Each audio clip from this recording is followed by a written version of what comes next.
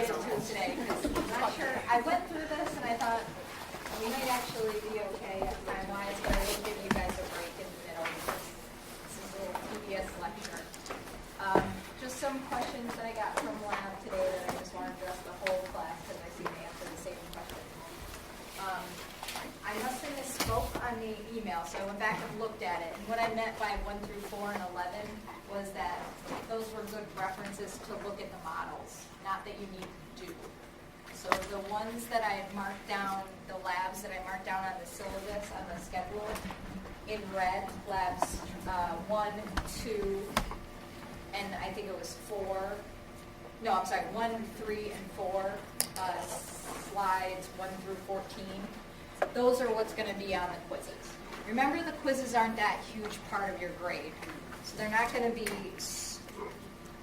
the actual structural analysis isn't my big goal here. It's, do you know the tracks? Do you know what parts of the brains could cause which dysfunctions? Those are the big things that I'm looking at.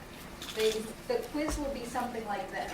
You'll get a picture, like, and I'm obviously not going to show you this part, but I'll just take a picture of this and I'll say identify that structure. And for at least the first quiz, I'm going to give you a word bank. So you'll get like 30 to 40 different structures, and then you get the picture, and you just have to identify that picture. Does that make sense? I'm not trying to trick you guys in any way or try to be like super hard on the nucleuses, the cross sections of the brain. It's going to be, you know, the basic structure of the brain, especially for this first exam. It's all about the overview, so it's not going to get into the super specifics. I will also say, though, that the different cranial nerves will be on this exam. So just identifying, like we did today in lab on the brain stem, where those cranial nerves are. You don't have to necessarily know yet what every cranial nerve does, but I want you to know where they are, where they're located. As we go through each section and we learn about the vestibular system, we'll then learn what the vestibular nuclei and vestibular nerve do. That all make sense? So I just wanted to go over that first so you guys aren't freaking out about the neuroanatomy part. I do want you to go through and really try to read, and the more you learn, the better, but don't remember those quizzes. I think we're only like 5% of the grade. I can't remember how I graded those. That's why I call them quizzes, okay? All right, so today, get your Wheaties, because we're going to go through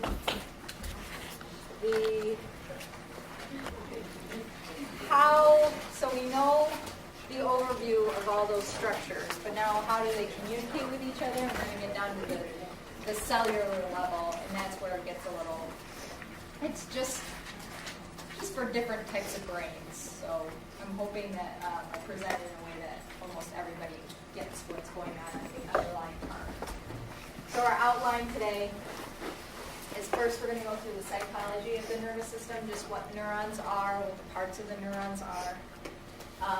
We'll go over glia cells. Those are the supporting cells, so what they look like and what they do. And then we'll go over the cell membrane properties, particularly the resting cell membrane, what happens at rest. And then postsynaptic potentials, so starting to get to an action potential, what happens in that postsynaptic cell before an action potential becomes realized. And we'll take a little break, and then we'll get into what an action potential is, the stages of the action potential, and how that transmits along an axon. What the difference between that happening in the central nervous system and that happening at the neuromuscular junction that contracts the muscle. And then the very last part, this is part of the boards. They do want you to know synapse formation, how it survives, that there is a plasticity component to it, and then what happens after cell death and regeneration. But they want you to just know the general overview. You don't have to know everything specific because synapse formation is ridiculously complex. So we'll go through that as well. All right? So we'll start out with the cytology. There's major cell types. The neuron is can be unipolar, bipolar, or multipolar. We'll learn what the differences between those are. And then the glia are the supporting cells. They help maintain homeostasis. They form myelin. They provide support and protection for the neurons. So we'll learn what there's about 4 of those that we'll learn about. On the neuron, you have to know the basic structures. There's a cell body that contains the nucleus. Nice little round thing. And then the dendrites that come off of it, like little hairs that come off of it. Then the axon hillock is the very initial segment of the axon. And that's where an action potential will be generated. And then it'll go along that axon, which transmits information from the cell body to the terminal end of that axon. And then there's a synapse between one neuron and another neuron, or between a neuron and a muscle fiber, so depending on where you are in the system.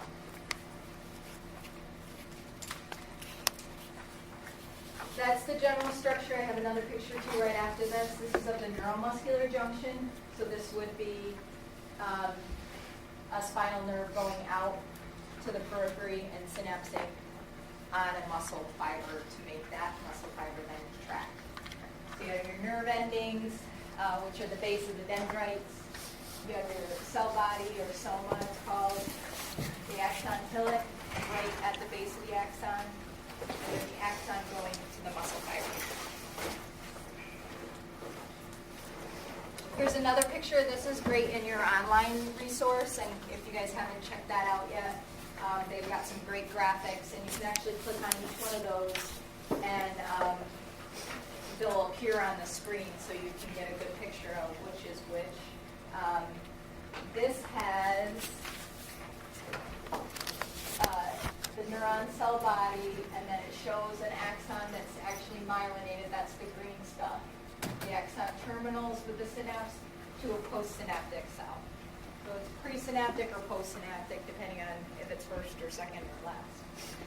And then this is just the synapse kind of blown up, and we'll go into a little bit more detail about what happens at a synapse. But basically, you get your neurotransmitters. Once that electrical signal gets here, that triggers a release of the neurotransmitters. That changes the membrane potential in the postsynaptic cell, and then that'll allow ions to move in and out and create a charge of its own. And we'll go through that quite a bit. So that's a neuron, very specialized. There's 3 different types of neurons. There's unipolar. That's usually an invertebrates. You only have to know that a unipolar is an invertebrate, so we all have that in our body. They just have a cell body, one axon, and very few dendrites. That's the one down here at the bottom. A pseudo-unipolar cell is actually a variant of a bipolar cell. And this is what we see more in the dorsal root ganglia.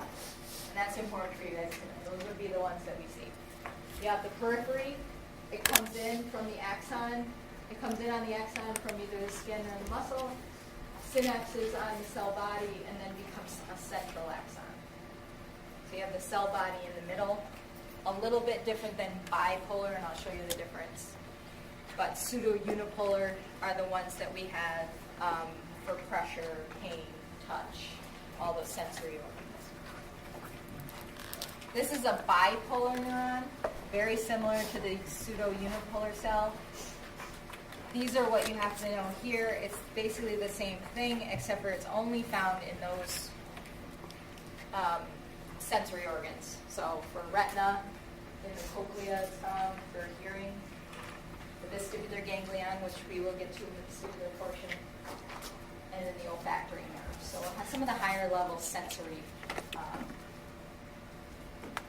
organs. But they're basically the same thing, pseudopolar and bipolar. And then multipolar is what we find mostly in the central nervous system. So those are the interneurons, all the neurons that are going down the spinal cord, in the brain, in the cortex, are mostly going to be multipolar. And they just have a ton of different dendrites. So In the brain, the synapses they can be up to 10,000 on one different neuron. That's why the brain is so complex, because we have so many dendrites that come off of one cell.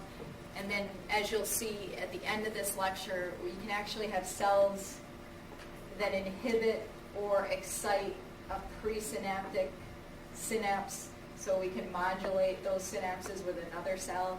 So there's a lot of room for variance in the brain, and that's because we have these multipolar cells with all these different dendrites, and on each dendrite you could have thousands of other dendrites or axons synapsing on them. Just to point out here, this bothered me because I saw it. It said it's most of the cells in the central nervous system, but just so you guys know, Schwann cells actually myelinate in the peripheral nervous system. We'll have one more slide of that. But it was like, oh, they're mostly central nervous systems, but for some reason they have a peripheral nervous system cell in there. That's just a cute little picture. I thought it was cute. So the axon itself has, yes? For the Schwann cells, are they still present at all in the central nervous system? Or are they No. present in the CNS? They're always in the CNS. Okay. Schwann cells are always in the CNS. The axon diameter, I think you guys have probably learned of this a little bit, the alpha and the beta and the C fibers. Alpha is the largest diameter, thickest myelin coating, so therefore it would have a very fast transit time. So it's bigger fibers and strongly myelinated. Those are going to be mostly your skeletal muscle tension and length receptors, so they're like a quick fiber, fast twitch fiber, as we call them sometimes. Then you have alpha beta, group A, A beta fibers. They're associated with skin receptors, so the next important thing for us really is that we can feel our skin, and you can feel pressure of that. Then A delta, I keep wanting to say alpha for some reason. A delta fibers are associated with a fast pain sensation and temperature. But they're smaller, right, than the mechanoreceptors of just pressure. So pain and temperatures here, pressures here. So when you think about, and I always knew this instinctively because my brother used to kill me when we were younger. But he used to punch me, and then he would tell me if I rubbed it, he'd punch me again. And that's really because if you have pain, but then you apply tactile sense to it, your bigger fibers are going to take over and you're going to feel that first. So that's why we rub things that hurt, because instinctively we know that we're going to feel the rubbing versus the pain, and that's because of the fibers. A little tidbit. And then the smallest one is called slow pain or chronic pain. Those are real slow chronic fibers. And then there is a category, those are C fibers, sorry. There's a category B fibers that are in between the A and the C, but you don't need to know those. These are the big ones.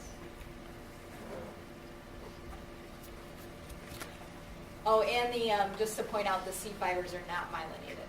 Those are not myelinated, so it's very slow getting there.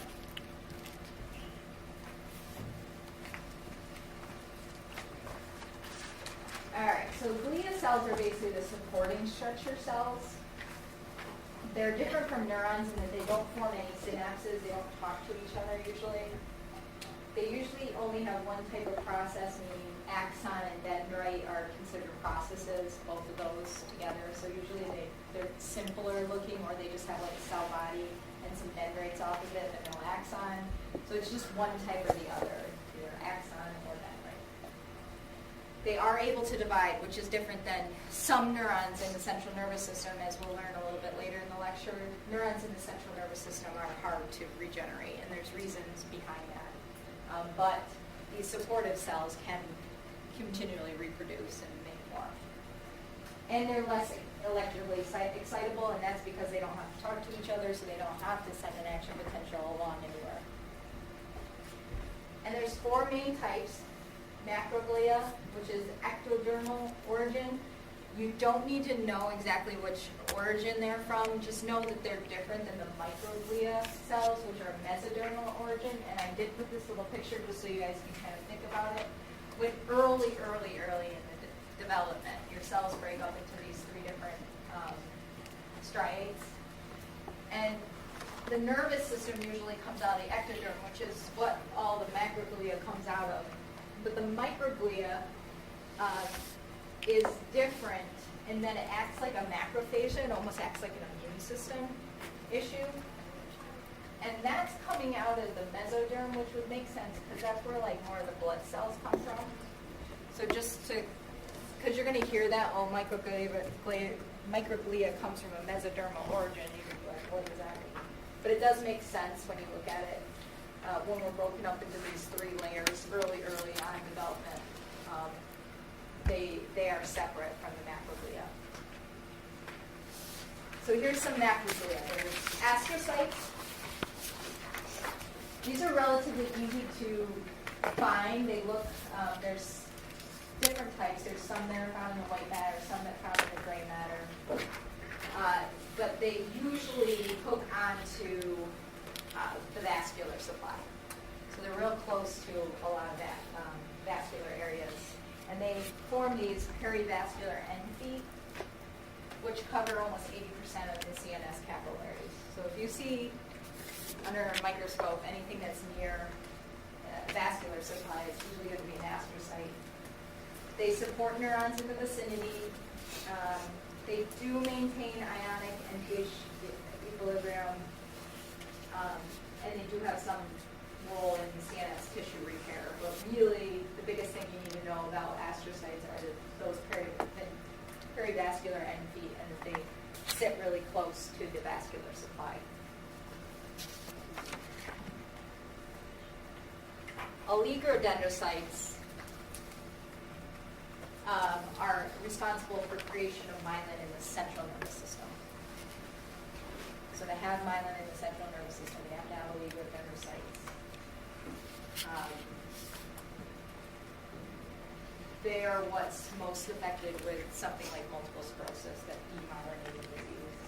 You'll actually lose oligodendrocytes as well. And then I put that side up there. Schwann cells are responsible for myelination in the PNS. So that's all you need to know about oligodendrocytes. Myelin, which is super important, but that's all you need to know about it. They create myelin? They create myelin in the central nervous system. Epidyma is the lining of the ventricles. So they're responsible for creation of the CSF. They look like a little funny sperm, I would say. And they sit so that the feet kind of are in towards the structure and the cell bodies are out towards the fluid.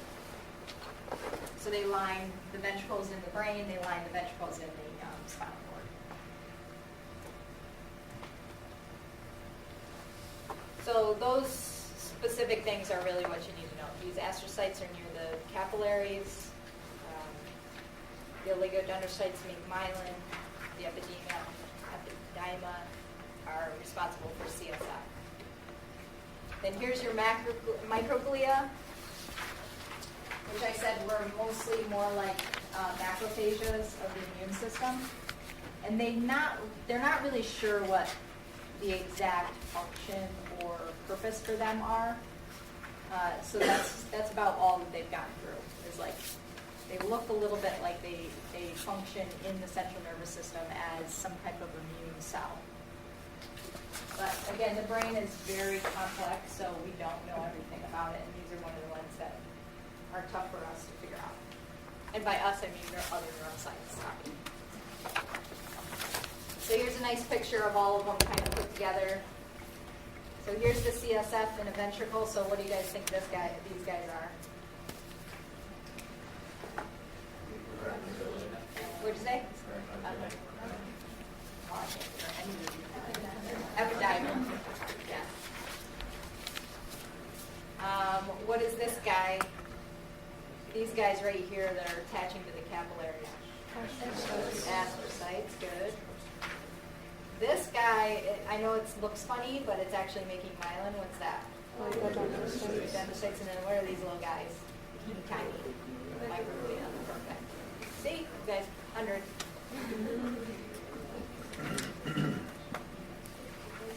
All right, so that was the overview of the neuron, and then the supporting structures of those neurons in the cell. So those are basically the cells that are in the brain. They support the neurons.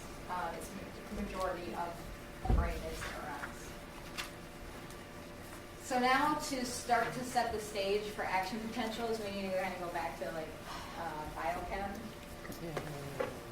and talk about cell membranes. You guys remember cell membranes and what they're made of? So neurons are basically our cells in our body, and every single cell in our body is made from this phospholipid bilayer, and it's basically phosphate surrounded by fatty acids, and the phosphate is hydrophilic, so that's going to be near the fluid. And then inside, they turn in on each other, and those are hydrophobic, so they'll be inside. So that's how cell membranes form. And the important part is that water-soluble substances are prevented from just flying through them. So we have some control in every cell in our body of what we want in it and what we want outside of it. And that's how we function, and that's how we live. So very important concept to get. We transport ions and water-soluble substances through the phospholipid membrane. Said that wrong. I can't think of it. Phospholipid bilayer. By different types of proteins that help carry the molecules through or open up and allow the molecules to come through. The biggest ones we need to remember are channel proteins. They're membrane spanning, so they go from top to bottom, and then they selectively allow ions to diffuse through. There are some that are always open, and then there's some that become open depending on the signal of the cell. And those are the ones that we'll talk about a little bit more, that'll open depending on what the action or what the presynaptic cell says and what neurotransmitters are released. There's carrier proteins that facilitate the movement of lipid-insoluble nutrients such as glucose into neuronal cytoplasm. You don't really need to know a lot about carrier proteins for this class. They're just a part of proteins. And then receptor proteins just mean that they usually need like a key to unlock them. They have a receptor, and there's a specific molecule that will fit into that receptor to then unlock them. The best example of that is insulin. So when our blood glucose rises, we release insulin, and insulin goes to one of these receptor proteins and binds, and that's what allows our cells to unlock and let glucose in. That's the best one for receptor proteins.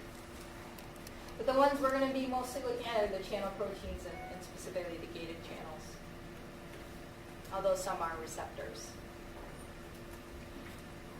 Neurotransmitter transporter proteins are specific proteins that are at the presynaptic junction, and they allow for reuptake of the neurotransmitter.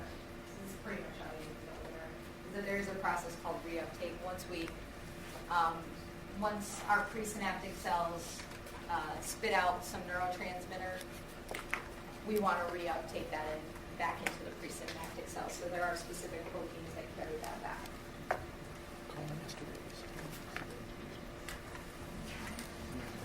All right. So in the nervous system, there is resting membrane potential for each cell. It's negative 70 is where what our resting membrane potential is. Negative 70 is a important thing to remember. That's inside the cell.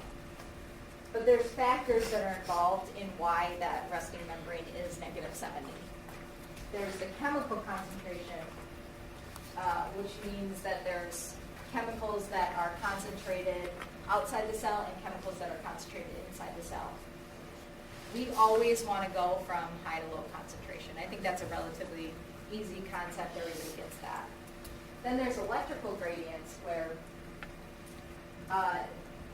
we're either pulled in from opposite charges or pushed away from similar charges. Right? If we have positive and positive, they want to be away. If we have negative and positive, they want to go together. That's another thing that I think everybody kind of gets. And then the electrochemical gradient is the combination of both those forces. So the chemical gradient and the electrical gradient, and which one wins over is really what ends up being the electrochemical gradient and giving us the resting membrane potential. So here's a nice picture. In a neuron, the extracellular fluid is really high in sodium and chloride. And sodium is positive, chloride is negative, but there's considerably more sodium than there is chloride. In the intracellular fluid, we have potassium, which is positive, but really what gives us the negative 70 is these negatively charged proteins that are floating around in there. They override everything. So we have a really high concentration of sodium outside the cell that's positive, and we have those negatively charged proteins inside the cell that are negative. So if we open up a sodium channel, which way is the sodium going to want to go? Into the cell, right? Because it's not only is the concentration higher outside the cell, so it's going to want to go from high concentration to low, it also is positively charged, and it's got all those negative charges inside the cell that it wants to go through. So that's an important concept when we get to action potentials. There we go. So the electrochemical gradient of sodium, and sodium and potassium are the two important ones in the central nervous system. One's going to go out, one's going to come in. So the sodium ions are attracted by the negatively charged proteins inside the cell. Plus, they also, so there's a chemical gradient here. There's a ton outside, there's not a lot in. So when that's open, that's going to rush in. But plus, it's also a positive charge going to a negative charge.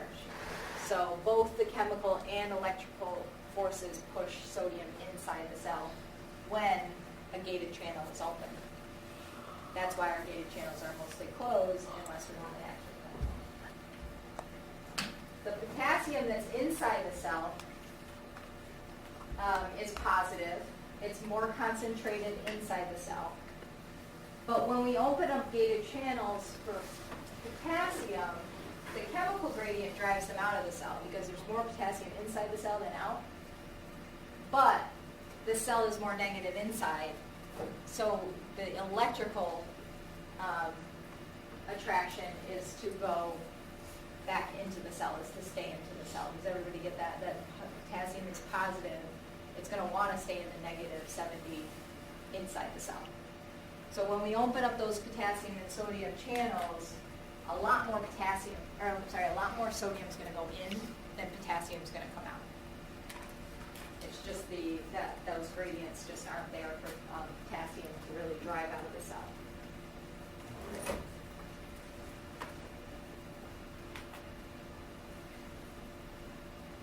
So here's our gated channels. There's some that are chemically regulated. They open when they get the neuromuscular, neurotransmitter that is released from the presynaptic cell, binds with the postsynaptic cell, and then because of that chemical, it then opens. So that's a chemically regulated cell. Then we have voltage-regulated cells that open and close depending on what happens with the cell membrane's potential. So this is key when we want to propagate an action potential along the axon. Because right at the junction, we're going to get the neurotransmitter that's going to be released, that's going to change those chemically gated, regulated channels.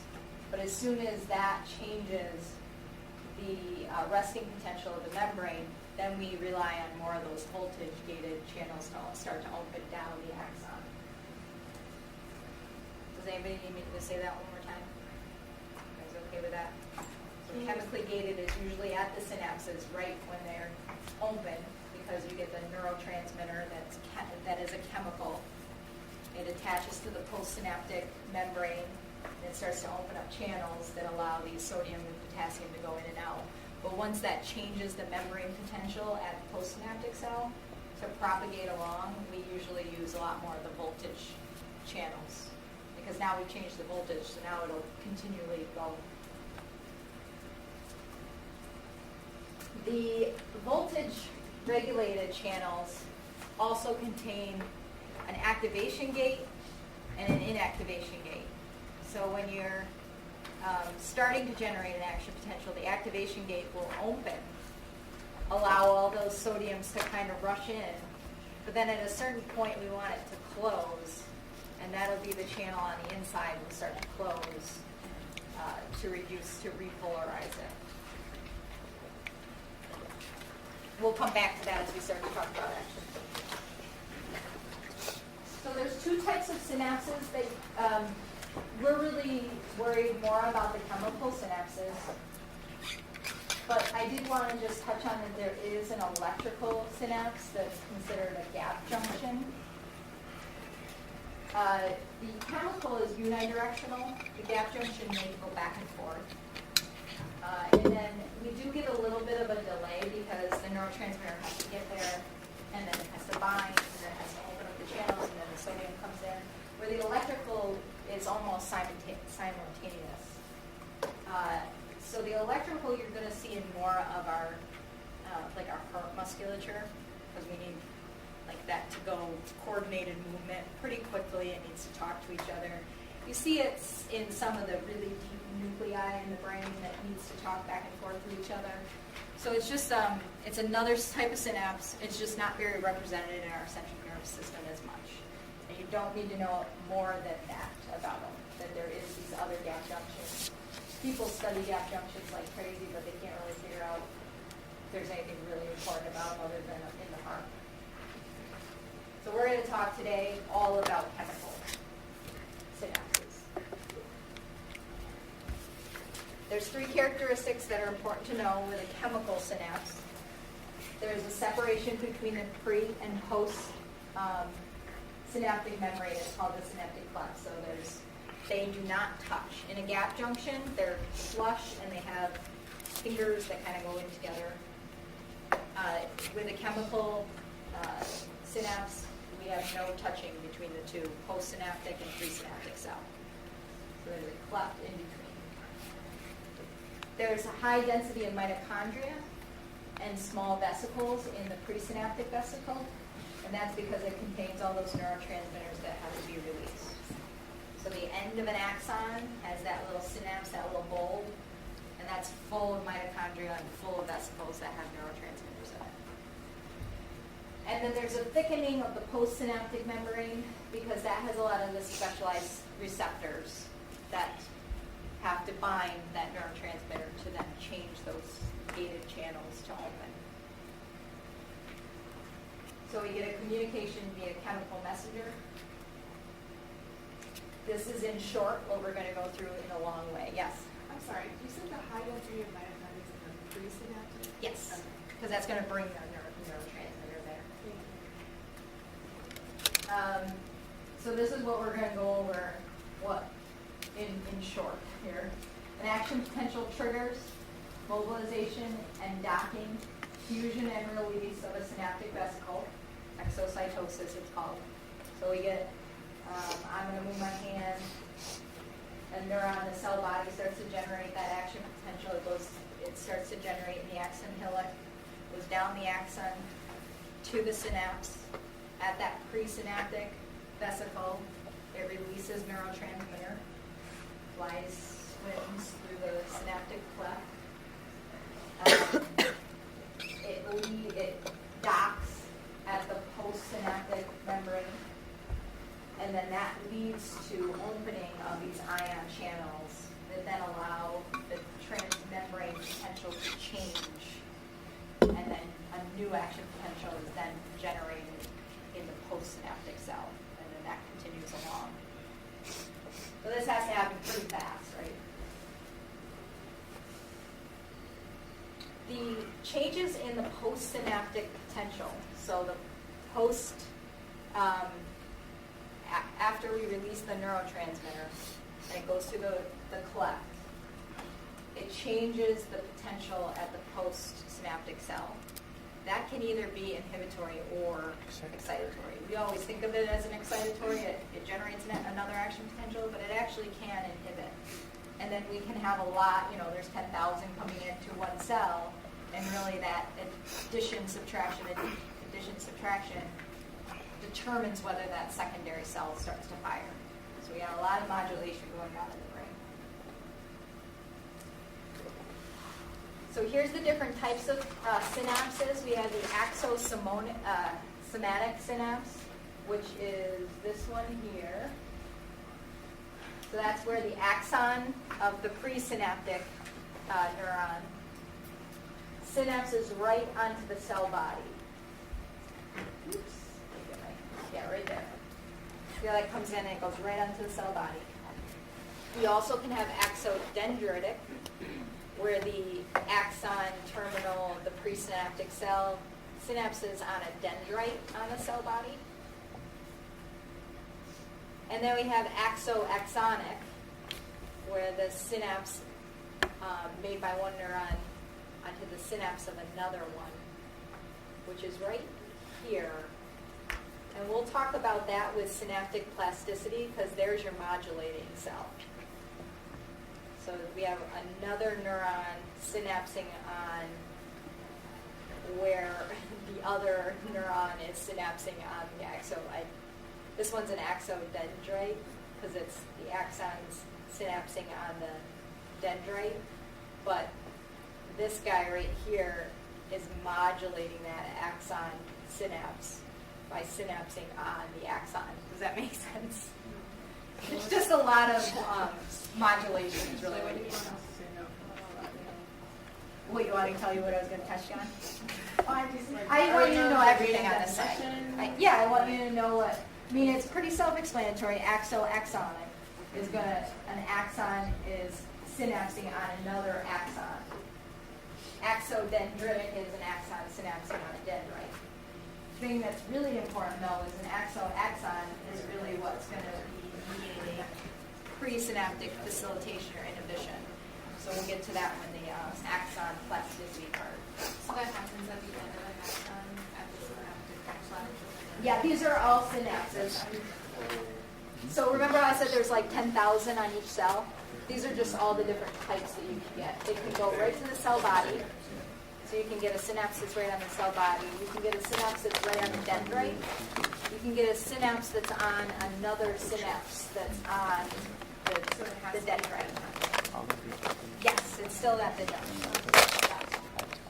So you just have to know that there's just a lot of different synapses going on at once, and that one cell is receiving input from a lot of other cells, and in different ways.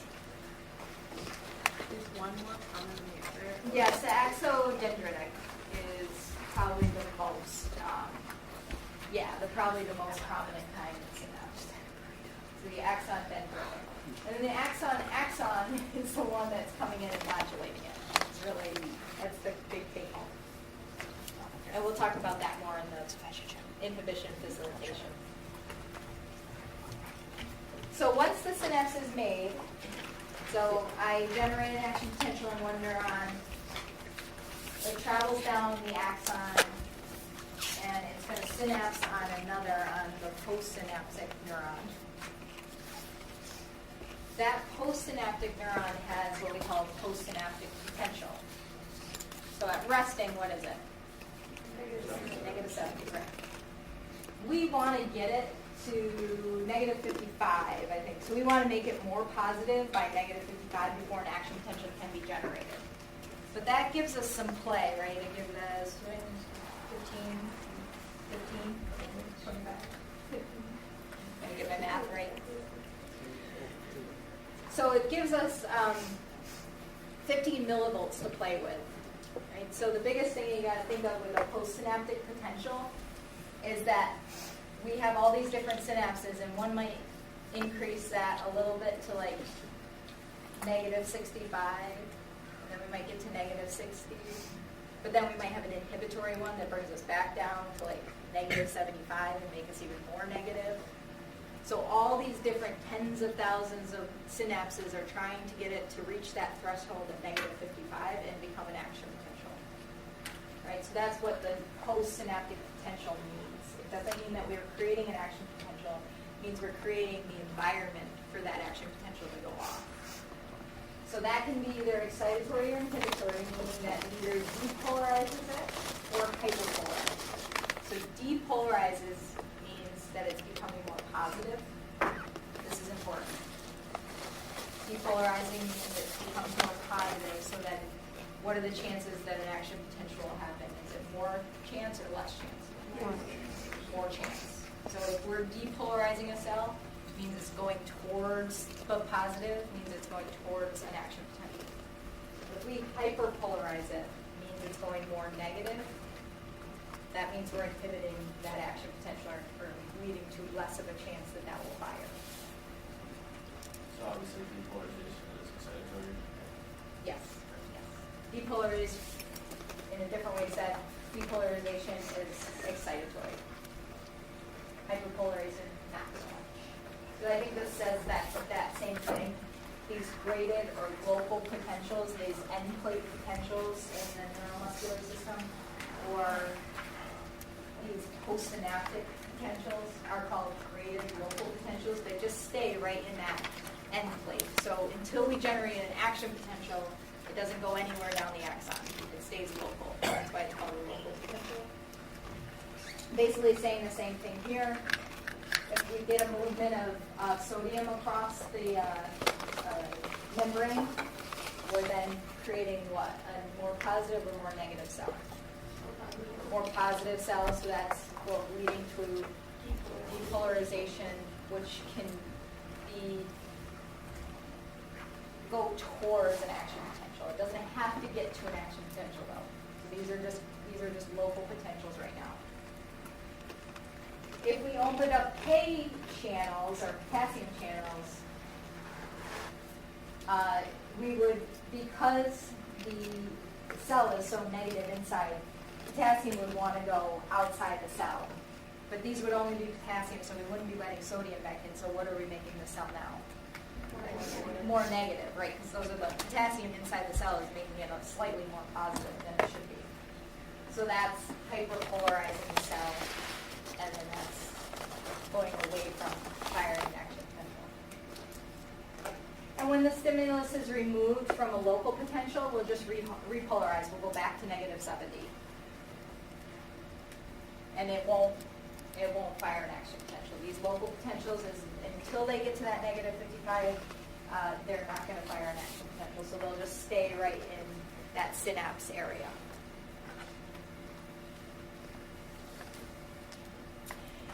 These have a couple characteristics, and they're pretty self-explanatory. So the transmembrane potential is most effective at the site of stimulation. So the farther away from that synapse and that increase in that potential, you're getting less and less of a reaction. You can get some effect that spreads passively because of local currents, and that's the voltage-gated proteins that we talked about. So you can get a little bit of spread, but again, it's not an action potential where it goes down an axon. It might be a couple of the cells in the membrane. They can be either inhibitory or excitatory. And we talked about that a little bit, but we'll go into it a little deeper. And the stronger the stimulus, the greater the change. So that's pretty easy as well.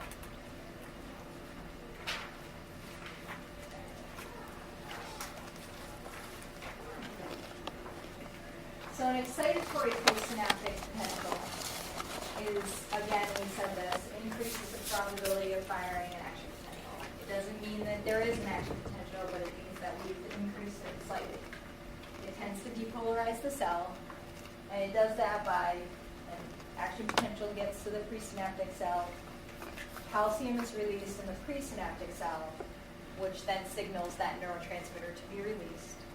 The neurotransmitter is released. It changes the postsynaptic cell to allow sodium to enter. Also, potassium does leave the cell at that time as well, but the sodium going in is much more powerful than the potassium coming out.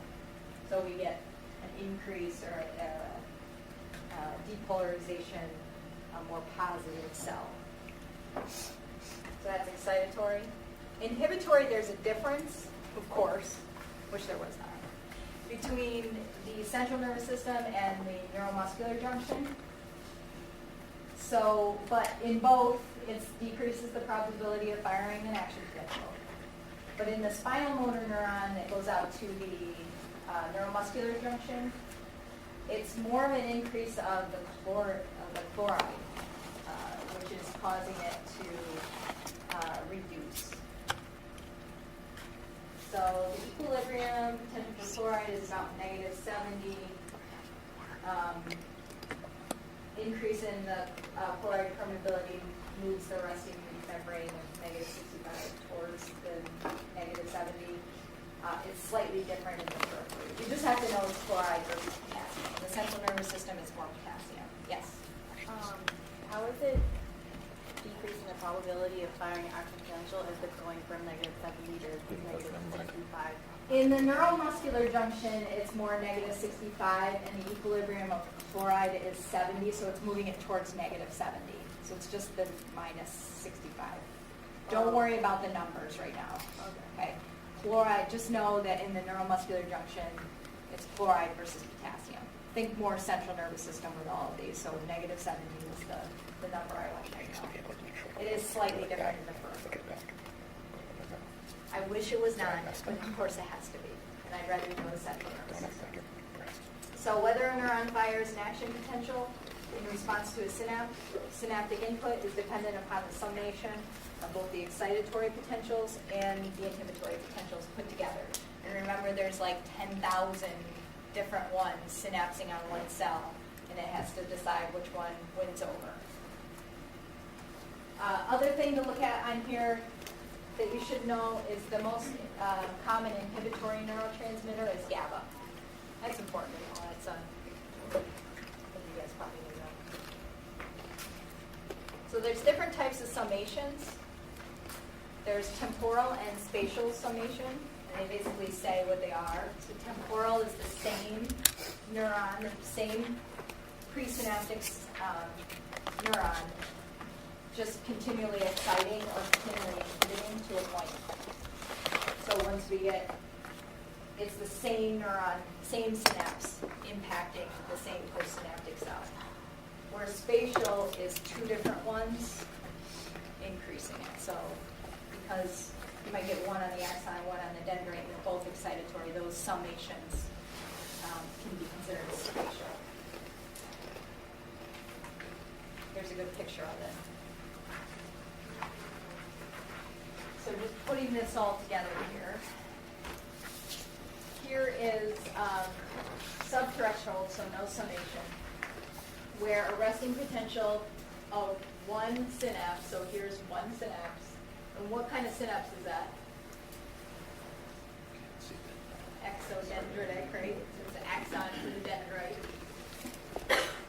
So it's hitting this, and it doesn't reach -55, so then it goes back down, and then maybe a couple seconds later it hits it again. But it didn't hit it quick enough that it summated. Right? So there's no summation there. This is temporal summation, still one synapse. It's just going to hit it quicker, and that'll be enough to reach that -55 and generate an action potential. Here's a spatial summation, so now we have two.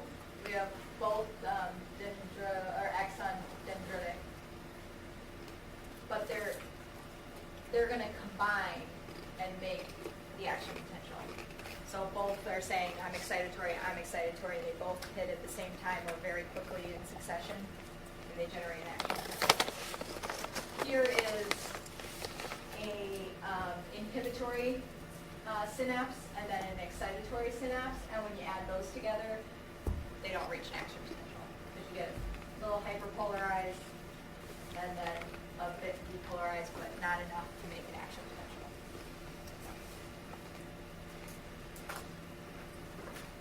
How are you guys doing? It's hanging in there? All right.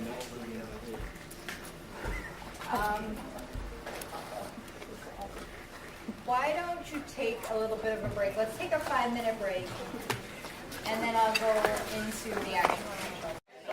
All right, guys, so we're just going to get started. I don't want to run out of time today. If you guys are doing it, might go. I just wanted to clarify with the negative 65 here and the negative 70. There are slight differences in textbooks that you may see, and that's why this one came up as negative 65, but chloride is negative 70, so it does hyperpolarize it. But what I want you to know is negative 70. So you'll read different things. They'll go from negative 70 to all the way to like negative 58. But I want you to know negative 70. That seems to be the general thing, and that's what the APTA would put in their exam. Okay, so now we get into an action potential. There's 3 very important features of an action potential. First, it's generated in an all or nothing fashion. That's a huge thing. So once we hit that negative 55, it doesn't matter how hard the potential was before that hit it. As soon as it hits the negative 55, you're only going to get a certain action potential generated. It's very short duration, about 1 millisecond. So one action potential is just a millisecond. And nerve cells encode intensity of information by frequency. So if I press lightly on my hand, I get an action potential, or I get the starting of the action potential of beep, beep, beep, beep. As I press harder, it'll be like more like beep, beep, beep, beep, beep, beep. So it's more that frequency. Did you like that? So when the intensity of stimulus is increased, the size of the AP does not change because, again, it's all or nothing. As soon as it reaches that threshold, you're only going to get a certain increase. But it's rather the frequency of the action potential increases. You get tons of action potentials. Example here, the greater stretch to a muscle receptor, the greater number of action potentials in the motor neuron, and that equals a bigger muscle contraction.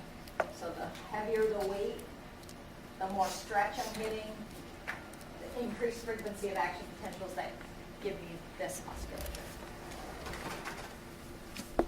So there's a couple different steps to an action potential. The first one is depolarization to that threshold of negative 55. So those are your important numbers. Negative 70 is the resting potential. Negative 55 is when that all or nothing action potential will occur. That's called depolarization to threshold. After that, we're going to get rapid depolarization of the cell, and that's because the activation gates open. The cell membrane becomes more permeable to sodium. Sodium rushes inside, makes the inside of the cell more positive. That gives you depolarization. Then that immediately goes to inactivation because now we want to stop that one action potential there as it's going down the axon, and we want to stop it that way. So the membrane potential reaches positive 30. You're done. Probably not going to ask you that one. The gates of the voltage regulated sodium channels then close. Potassium opens. That lets some of the potassium outside of the cell, so the cell becomes more negative. And then both the electrical and chemical gradients favor K out of the cell, and that's what brings it to repolarization, bringing it more negative. So these are important steps to know. The activation is that the cell becomes more permeable to sodium. That makes the cell really positive. Then it closes at about positive 30. Then the potassium channels open, that helps the cell become more negative. Because those proteins that are negative inside the cell do not move in and out of the cell. They stay in the cell. So we really got to move those ions. And then we get to the repolarization step, where we return to normal permeability of the ions. The voltage-regulated sodium channels remain inactivated until the membrane potential reaches, sorry, that should be negative 60. Yeah. It's kind of the way that that got cut off. That should say negative 60. At that time, they're closed, but they're capable of reopening. And then as it reaches negative 70, the K channels then begin to close. But there's this point where after the K channels close, it allows more than normal potassium to leave the cell because it actually becomes a little bit more negative than when you started. So that's a brief hyperpolarization. And at that point, you can't open up. You can't generate an action potential at that time because now you're hyperpolarized. That's where these refractory periods come in. So the absolute refractory period are from the time an action potential begins until the normal resting potential is stabilized.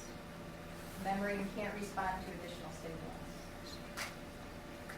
All voltage-regulated sodium channels are either open or inactivated. So that's called the absolute. No other action potential can be generated along that axon at that time. The relative begins when the Na channels regain normal resting condition around negative 60 and ends when the transbrain potential reaches normal resting levels at negative 70.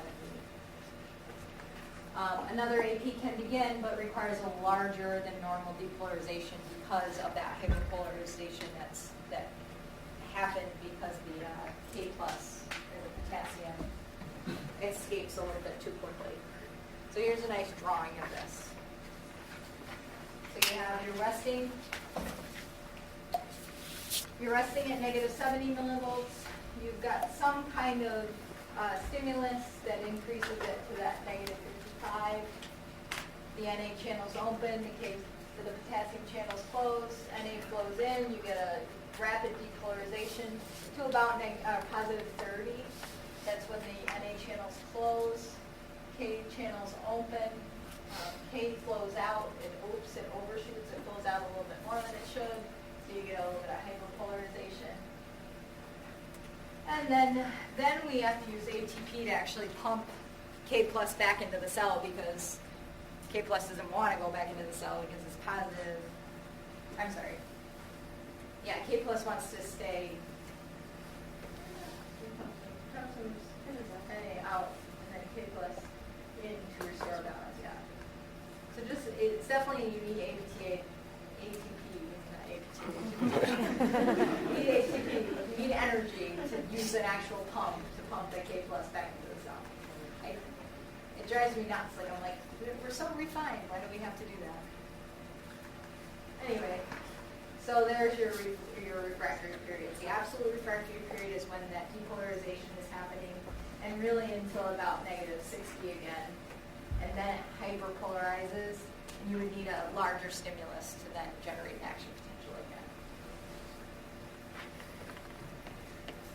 So here's your 3 phases. I like this little picture where you have your action potential is when they light the fire and it fires an action potential along the axon. The refractory period is while we're trying to reload it, and that's brief, recharging it, and then the resting potential is just like we're waiting for this to happen.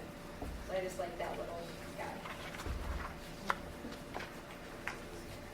All right, so once that in the axon hillock, that action potential is generated, we need to now spread it down the axon to the next one, right? So it's going to travel where it's going to go.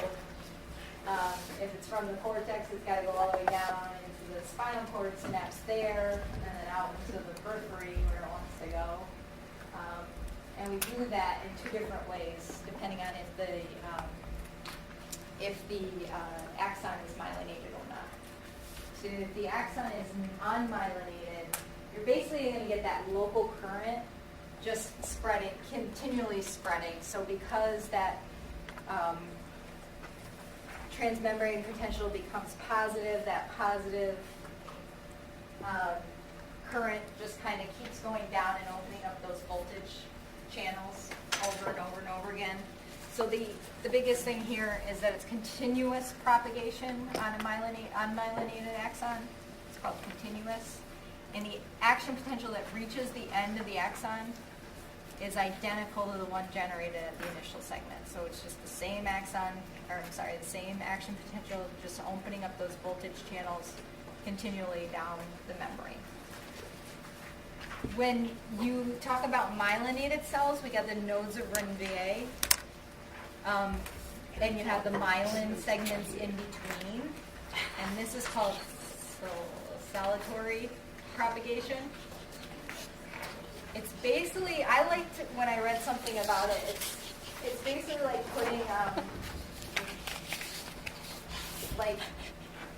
gunpowder at each node, and then you have the one fuse, and it kind of fuses through, and then it explodes, and then it fuses through, and then it explodes, and then it's like a relay station.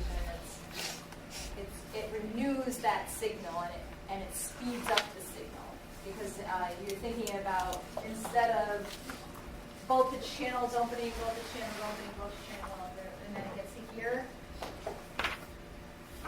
the signal just jumps this myelin and then blows again, and jumps and blows. So it's a quicker action potential down the axon. But key is that you know that that's saltatory, propagation. If you know how to say it better than me, that's fine. Yeah. So those are more seen in the sympathetic system than the parasympathetic? Is that No, your correct? myelinated axons are everywhere. So But- that's all your white matter is myelinated axons. Okay, But so yes, for the saltatory- if you're talking about the autonomic system, Yeah. it's more seen in the sympathetic nervous system. just so it can initiate a quicker It's fight or quicker, yeah. flight response? Yeah, and it's shorter. The ganglion is shorter, so that you get the synapse quicker, and then it diverges quicker. But the myelinated axons are everywhere, and they're mostly used in the central nervous system because they are more efficient and quicker.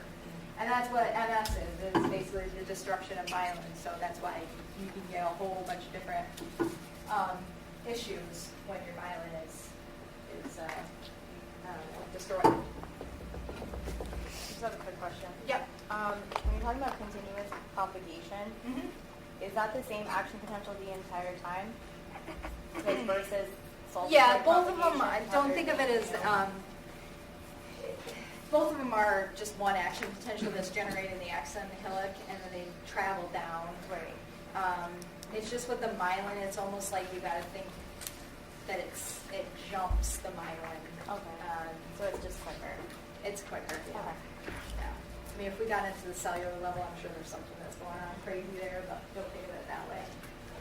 So it does say new on this slide, but it's in quotations, like it's That's a new why I action was- potential, but it's almost like it speeds it up and then it renews it almost. Like, so it's quick, and then it's quick, and then it's quick. And like I said, I like the analogy of putting like gunpowder in each one, but you still have the same fuse. It's just that each one there's like more gunpowder, more shooting of it. All right, so that's action potentials. What we talked about there were mostly action potentials in the central nervous system. So any connections in the brain, in the spinal cord, any interneurons in the spinal cord are all pretty much the same. There's slight differences between the action potentials in the skeletal muscle. So now I'm talking about when the lower motor neuron in the ventral cord synapses goes out, and then synapses on the muscle fiber. So now we're talking about that neuromuscular junction. Just slightly different. A lot of the same things, but there are some differences. So it's the synapse between a spinal motor neuron and the central body, the cell bodies in the ventral horn of the spinal cord, and the skeletal muscle. And we call that the motor end plate. Just for terminology-wise, you'll hear end plate potential and the motor end plate. It's similar action potentials in the central nervous system. So you get the increased permeability of sodium followed by the increased permeability of potassium. It's a little different in the smooth cardiac muscle, so remember that. The difference in the CNS is really that the transmitter released is different. So if we're talking in the CNS, we're mostly going to get an amino acid. A lot of times it's glutamate. Talked about the inhibitory one, GABA. So those are the ones. Really, what you need to know is that the neuromuscular junction, it's acetylcholine. That is like very important to know. And it's the only one used at the neuromuscular junction, acetylcholine. The other slight difference is the end plate potential is actually quite large. So remember in the central nervous system, we get to about positive 30 before then the refractory period starts and you start to repolarize. In the spinal musculature, the spinal end plate, it gets up to plus 50. And that's really a safety factor for decreased fatigability. So really, once we get an AP, we only really need to get to that 30 before it comes back down, but it's just that extra 20 is, you can sustain a contraction longer because of that negative, that extra 20. And then the other thing is the end plate potential is almost always enough to initiate an action potential because of that. So as soon as that signal from the ventral cord gets out to the muscle, it's almost always enough to get an AP. So it's always excitatory. That's why the neuromuscular junction always uses acetylcholine. And just for terminology again, end plate potential is synonymous with postsynaptic potential that we talked about before. So we just call it end plate potential because it's the motor end plate. So acetylcholine, just talking a little bit about this. There's action potential initiated in the cell body of the spinal motor neuron. That's in the ventral cord. Propagates out the ventral roots. Reaches the synaptic terminal of the motor neuron. So the end of the motor neuron. Increases the permeability of the sodium and potassium channels in that order. Sodium first, potassium next. Depolarizes the postsynaptic membrane, the end plate potential. And you get an action potential of the muscle cell. The muscle cell starts to also depolarize. Fun fact here, you don't need to know for the test, but for neuromuscular assessment, Botox actually cleaves synaptic vesicles or the proteins that at the neuromuscular junction that release acetylcholine. So if we don't release acetylcholine, we don't get an action potential rate. So we don't contract the muscle. So that's why Botox is used to reduce contraction of muscle. We use it in the face. I'm not sure why people would like this. But basically it relaxes the wrinkles because you can't move your face. So I don't know if you want to do that. But that is why. But they do also use it now. You'll hear it a lot in headache patients now. I still don't buy it too much, but they'll do Botox like all through up in here. I just had a patient actually, I've been treating her for like a year and a half. She was in a car accident. They were like, well, we'll try Botox. She hated it. So they tried it all the way through here to see if, if you don't move your muscles as much, maybe things relax up in here, you don't get as much tension headache. I still think it comes mostly all from the cervical spine in there. But she hated it. She was like, now I just can't move my eyebrows. And she literally can't move her eyebrows. She looked like she called it a baby face too. But anyway, that's what Botox does. The duration of the end plate potential in the neuromuscular junction is more 10 milliseconds, so it's a little bit longer, prolonged. If you think about it, it makes sense. Like It's stronger and it's longer because you're actually contracting a muscle versus just communicating to another neuron, which can go quicker. The duration is controlled by the removal of acetylcholine out of the synaptic cleft. So we do that a couple different ways. It can be by diffusion. Remember that one in the beginning I showed you that one, that uptake, the reuptake protein. But we also have this thing which is an enzyme that breaks down acetylcholine in the synaptic cleft as well. And we need to release that, and that breaks it down. So here's a picture of the neuromuscular junction. So you have your neuron coming down and synapsing on the muscle cell. Here's a large view of it. You have acetylcholine released from the synaptic vesicles of the neuron. They're going to bind and open up ion channels, and Na is going to rush into the cell and depolarize the motor plate. Now, myasthenia gravis is a disease you do need to know up here. So these are a decreased number of acetylcholine receptors in the muscle cell. The end plate potential is then smaller and sometimes even fails to reach vessel. So there's no action potential of the muscle cell, or there's a fatigability of the muscle cell that's not seen with normal muscles. And we get a lot of severe muscle weakness because of that. The treatment is neosteam. You can tell I'm not really good at, I was never good at English or writing or reading, but I'm really smart.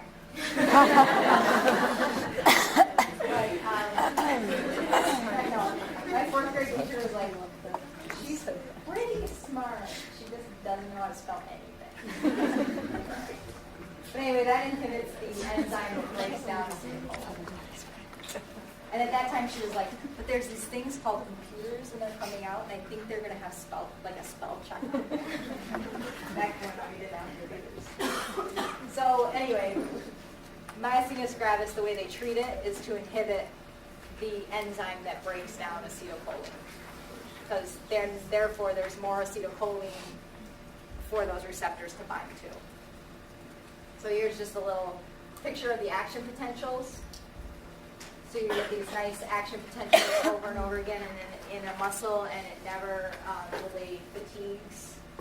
But with myasthenia gravis, you might not get as good of an action potential, or you get this decline, especially with repetition in the muscle. You get increased fatiguability and muscle weakness. All right, everybody still doing okay? I think we're doing okay. So now we're breathing. So that's a really important part of the talk, was the cell makeup, the different types of cells. Certainly action potentials and resting memory potentials are something that you may get asked for on the boards. Synapse formation, and then the next stuff that we're going to talk about, how the synapses form and then how they die and regenerate. There's only a couple of things that I think are super important here. It's just more the concept and a lot of words here. So about the 20th week of development in your mom's belly is when axons really begin to grow. So our neurons are first placed where they need to go. They find their little way, and then we start to sprout off axons. And this is crazy. I didn't even realize how complex an axon growth is. So the axons and dendrites form. Synapses form as well about this 20th week. Genetics really determine it before we're born, where those connections lie. But then, as you guys know, really, you form synapses and you myelinate axons up until the second year of life. So year 1 and 2, the environment's really directing where you're going. And a real good example of that is sight. When you're born, you don't necessarily see because you were in your mom's belly and you didn't need to use your eyes. So those synapses have to form after you're born. So if you put a baby in a dark room, they would form those axons, or those synapses, those connections. Myelination starts in the 3rd trimester, but it goes through again in the 2nd year of life. So you really myelinate within like that 1st and 2nd year. So when you're getting a lot of gray matter, there's not a lot of white matter in the brain when you're born. And that's why we get those neurodevelopmental milestones, and they're based off of where the brain myelinates first. And really the motor roots, sensory roots, myelinate first. Those give us reflexes. The brain stem certainly gives us reflexes. So that's why we're a whole bunch of reflexes in the beginning. And then we start to develop myelin around the more important cortex structures that give us purposeful movement. And again, you don't need to know that exact those wordings exactly. I think you have to learn those for pediatrics, so sorry about that. So then these axons have to grow. Again, it starts in the 20th week of life, but it continues on. And the axon basically gets, so you get the little cell body, and the axon starts to grow, and it starts with this growth cone, which is the distal aspect of that axon. And it senses environmental cues as to where it should go to make its synapse. And they have these things called guidepost cells that are intermediates between where it should go. So if my cortex wants to go down and synapse on my spinal, if I'm doing like the cortical spinal tract, and I'm going from my cortex, my motor cortex, down and synapsing on a spinal lower motor neuron, halfway through I get one of these guidepost cells that at that point kind of slows up my growth, and it changes me a little bit and says go this way. You get some different repulsions, you can get attractions, so that guidepost can kind of say, I'm going to go towards this person over here. You can get chemical attractions, so different chemicals in the brain leads. It just always is leading this growth cone towards where it should go. And that's really you should know. This axon pathfinding, it's this growth cone going towards where it should ultimately end up. You can also get what they call fasciculations, which is basically bundling together of axons into a tract. So if we have a whole bunch of cortical spinal tracts, the cortical spinal tract, it's a whole bunch of axons. If genetically we know that those two neurons are going to go to the same track, they can just follow the other axon. So that's just kind of following the leader. But it starts as a neuron, you get this growth cone, and the growth cone is given different types of input to tell it where to go. That's basically what you need to know. So the brain is always dynamic, so it's always changing. Early in development, there's like a ton of postsynaptic targets that are generated by a ton of different neurons. So there's a whole bunch of presynaptic neurons that synapse on a whole bunch of postsynaptic neurons. And important for you guys to know is as we mature, those start to die off, so we get less input, but the input becomes more complex. So it's called maturation. We're fine-tuning the system. So you get less input, like less numbers of presynaptic cells, but the ones that are left become more complex. They either grow off some more dendrites, or they're just more complex and more fine-tuned. Yes. Is that the same as synaptic pruning, or is that a... Yes. Okay. Yep. Synaptic pruning is another word. So the amount of synapses peak at the first year of life. We get a ton of synapses, and then it starts to withdraw a lot of those through the remaining part of your life. So at a certain point, we're like super good, and then aging happens, and we're still getting this withdrawal. It's just not as fun and exciting. So once those are placed, once those synapses are in place, and we have those connections, are they unchangeable, especially the ones that we get at birth? And what research has really found is that no, that synapses are quite plastic, and they can change throughout your lifetime depending on what you're doing. And that gives us memory, it gives us learning. And their strength can either change through their own activity. So if you think of a synapse, we're talking about two different cells, right? We're talking about the pre-synaptic and the post-synaptic cell. That synapse is intrinsic to each other. That's the one synapse. Or through other activities. So that would be through a cell that was mediating, and that's what we were talking about in the beginning with the axon facilitation and inhibition, inhibitory stuff. So there's two types of plasticity. There is heterosynaptic, and that is when you get stimulation of one synapse, but it changes another synapse. So here's one synapse, but what happens here changes what happens here.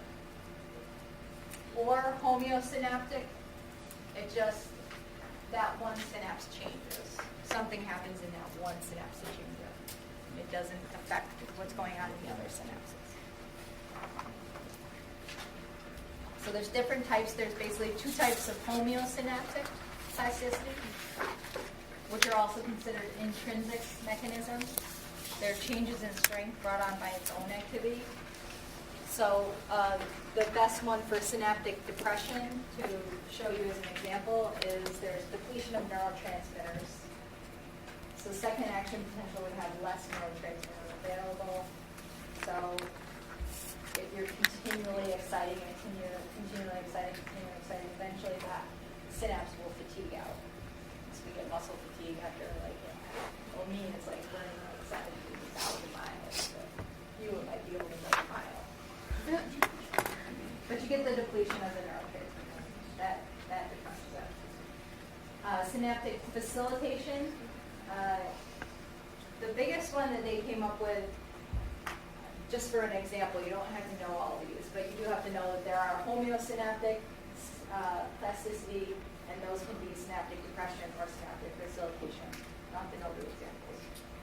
One mechanism would be residual calcium. So as that action potential reaches the presynaptic terminal, the calcium release is what triggers the vesicle release of neurotransmitter. But that calcium might not be depleted back to normal levels before the next action potential comes. So then you get more calcium release, and that more calcium that releases increases the neurotransmitter that's released. So then you get more into there. So that, what it does is it just changes that postsynaptic potential. And an extreme example of that is a tonic potential, PTP. It's a persistent tonic contraction. It's a contraction if it's in a muscle, but if it's in like the central nervous system, you're getting just this continual excitation of that postsynaptic end plate. And that's what they think leads to memory storage. So that post-kinetic potential, that extreme facilitation. So if you're continually exciting that one nerve over and over again, it actually learns and becomes a little bit easier to be excited. Does that make sense? Heterosynaptic plasticity, you can have two different types again. Presynaptic inhibition and presynaptic facilitation. And again, that's another synapse, some other synapse affecting the synapse that you're talking about. So a modulatory cell, another cell, is acting on the presynaptic cell to decrease what's happening in, it's hard to even explain. But I'm going to show you a picture, because it's easier to show you a picture. Here you go. So here's your synapse, pre and post. So here's your pre and your post. If something happened in here, that would be a homeosynaptic plasticity. So either we're releasing more neurotransmitters here, or maybe more vesicles are forming here that are allowing more attachment of the neural transmitter. So it's something that's happening here. A modulary one or a heterosynaptic plasticity are like these cells here that are synapsing on the presynaptic and modulating what's happening on that synapse. Does that make sense with the picture a little bit more? It's just a modulary, another synapse is directing what's happening at the primary synapse that you're looking at. And then you can also have inhibitory and excitatory synapses going on the postsynaptic as well. It's just showing you a lot. There's a lot of stuff that can be going on one neuron. And all of those things together kind of change how that neuron responds to things over a lifetime. So if you're constantly excitatory, it's going to be easier to be excited. If you're constantly inhibitory, it's going to be a little bit easier to be inhibitory. And that's what we call the long-term potentiation, which can both be homeosynaptic or heterosynaptic. Its pathways either repeatedly stimulated. Tetanus produces postkinetic potentiation, dies away after several minutes even, but it leaves an enhancement of that excitatory potential. So you've excited it to the point where there's an enhancement at that synapse. And the same thing can happen inhibitory-wise. That either increases postsynaptic receptors or it increases synaptic release from the presynaptic neuron. So just depending on, and it could be both. And then that's what really stores memory in the central nervous system.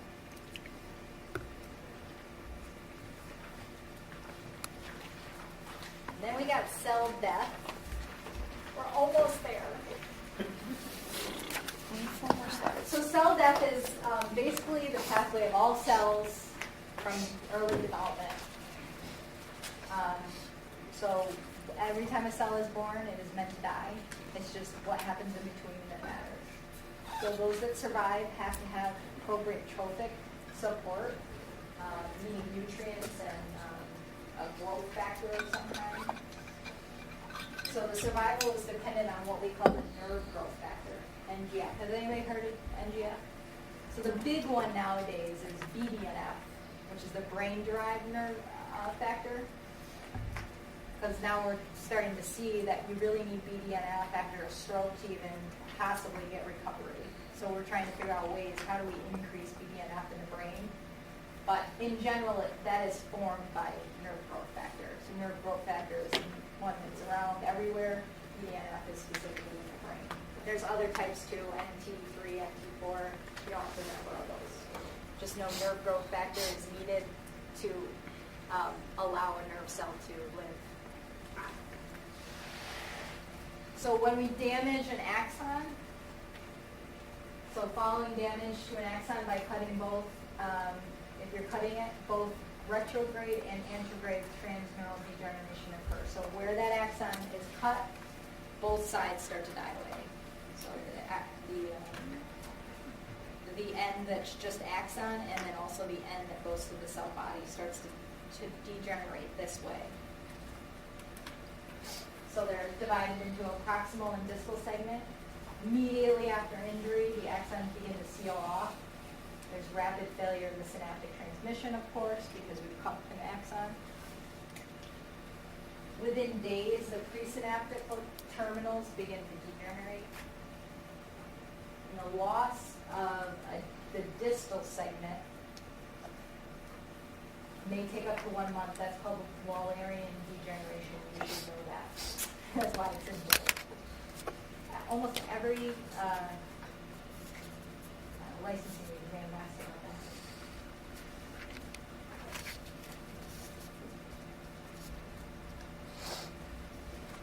So regeneration, once that axon is cut, it happens much less in mammals than in lower vertebrates. We just suck at regenerating. The CNS is much less likely to regenerate than the PNS. I would almost say it never happens.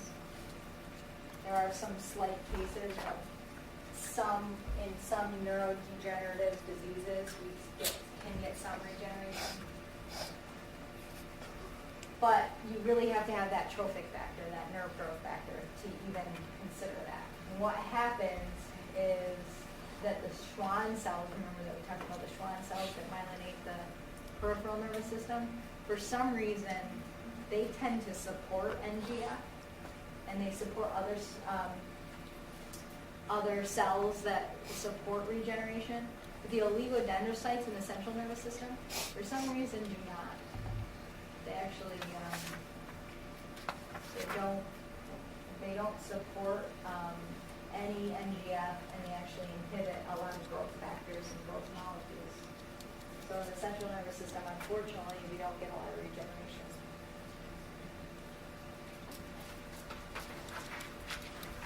So if regeneration can occur, this is how it occurs. And so we got a few days after the axon is cut, so we get that axon cut, we get the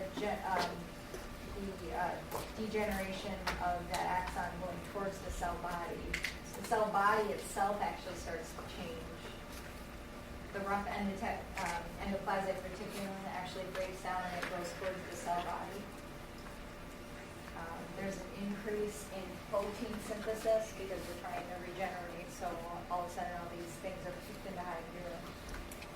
If it does survive that process, regeneration begins by sprouting the axon actually. The proximal segment of that axon starts to re-sprout just like it did in growth.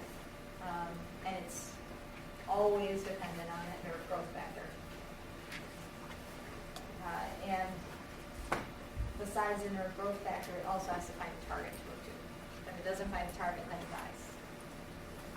It just kind of swims around and then says, well, there's nothing for me to connect to. It does end up dying. We made it. So there is 2 crash courses for that fun guy that I always love to watch on there. So you guys can watch by yourselves. It is really helpful. I like to watch them. It gives some pictures and some animations too. Yeah.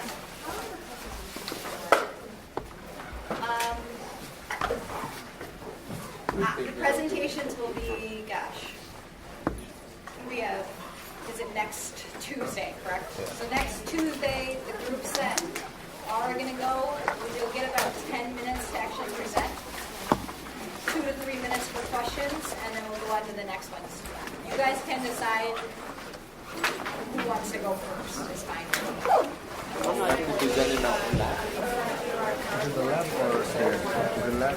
No, does that mean I have to? Yeah, you can send me the electronic.